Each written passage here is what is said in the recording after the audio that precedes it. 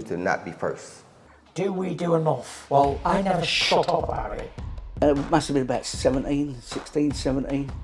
We nicked their guilt wins. Right, the bouncers guilt wins. This is no good for me. That's the reality. If you want the honest truth, and I see it every day.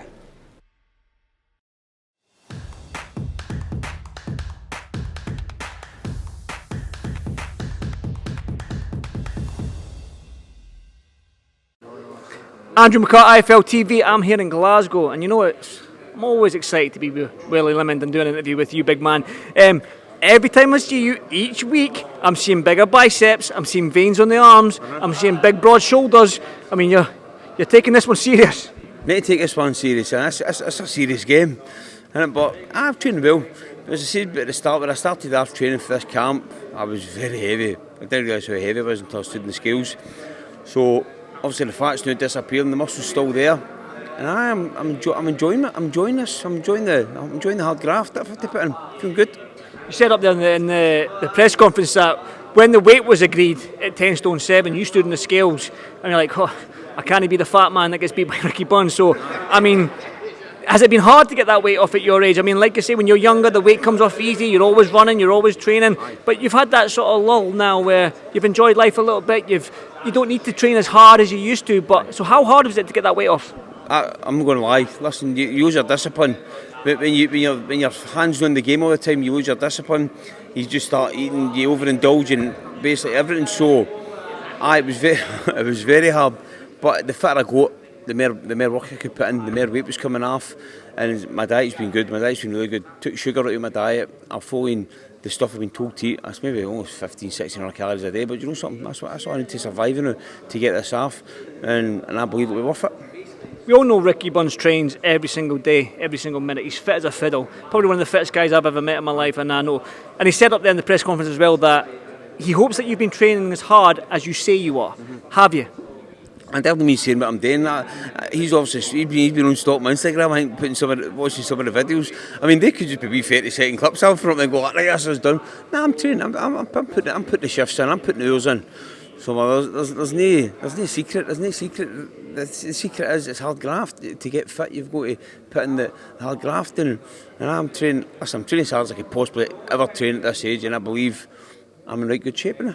When we speak about young fighters and all, we always ask them, like, what's next for them? And they'll say, one fight at a time, one fight at a time. You probably said that when you were younger and you always said, one fight at a time, one fight at a time.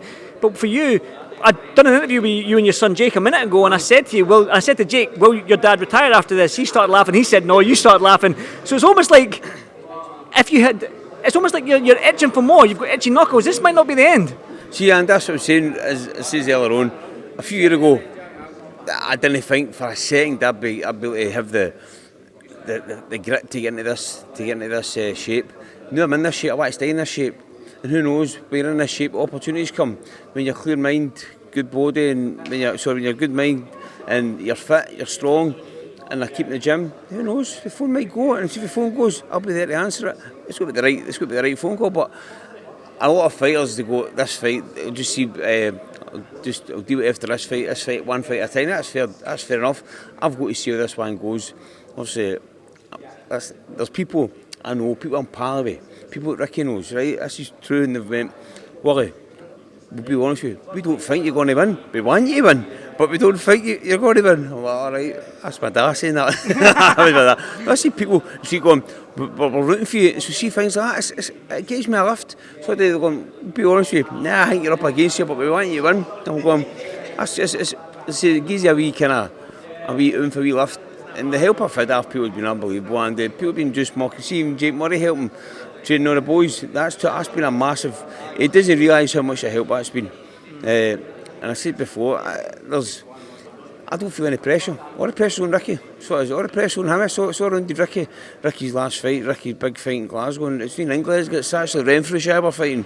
I was going to say that, but I didn't want to upset him, but it's actually Renfrewshire we're fighting, it breeds in Renfrewshire, but the point I'm making is Ricky's alright, seeing he's fighting the big American names and he's getting beat off like your Terence Crawford. Not listen, no shame in that at all. But what happens if he gets beat off me?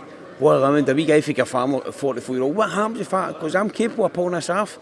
That's what happens then. So the pressure's on Ricky. No pressure on me. I'm expected to get beat here.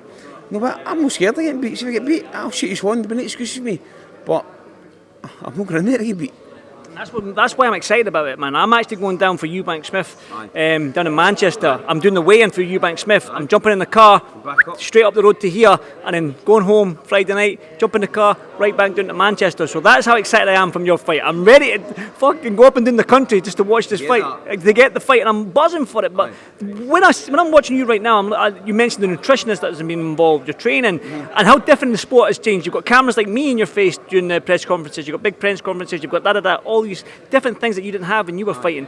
Do you wish that you, I was saying, do you wish that what you know now back then, you know what I mean, if you had, could you change your career? Would you like to have fought now than you did back then, or does it matter? Well, hindsight's a wonderful thing, Andy. What I wish I've actually, this is going to sound a bit strange, because I feel the new, I've got a bit more belief in myself, the new, than what I had back when I was coming through. Fear to lose my all, fear to, see now, I don't care. I'm going to go in there and just leave it on the line.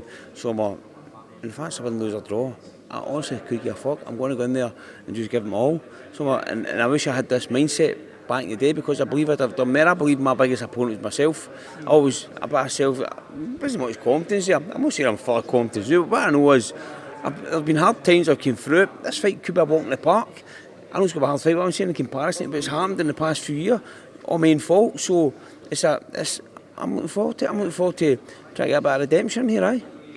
Well, that being said, the one final one, it's going to be on BBC Scotland, and when nowadays with all these boxes and whatnot, it's going to be shown up and down the country. I'm sure you'll be shown in England and Ireland and Wales as well. I mean, so it's a platform. More people than just in the arena is going to watch you fight. So what can we all expect from you? So Andy, as I said the last time, people can expect me to turn up, fit, strong, and lay on the line, ready for battle. And I think they can, listen, we know Ricky can box in the front foot, box in the back foot. He likes to, I learned this one off Liam Smith's trainer, stays in oven, doesn't mind staying in oven. He says that when he's fighting you, you're staying in oven to him. Ricky doesn't mind being there. I mean, I quite like that one, so I'll use that one, I'll use that, that's a good saying. Nobody says staying in the pocket, but his coach went, you're staying in oven too long. Ricky doesn't mind that, he doesn't mind getting his horns dirty. So I won't need to go from when that time comes, and he won't need to go for me when that time comes. So it could be, it's got the ingredients to be a right good fight. I'm looking forward to it, like I say. Listen, Willie, 2 weeks out. Thank you so much, brother. Keep training hard, and I'll see you soon. Thank you, mate. Thank you, Willie. Cheers, mate. Thank you, Andy. You to not be first. Do we do enough? Well, I never shut up about it. It must have been about 16, 17. We nicked their guilt wins. Right, the bouncer's guilt wins. This is no good for me. That's the reality. If you want the honest truth, and I see it every day,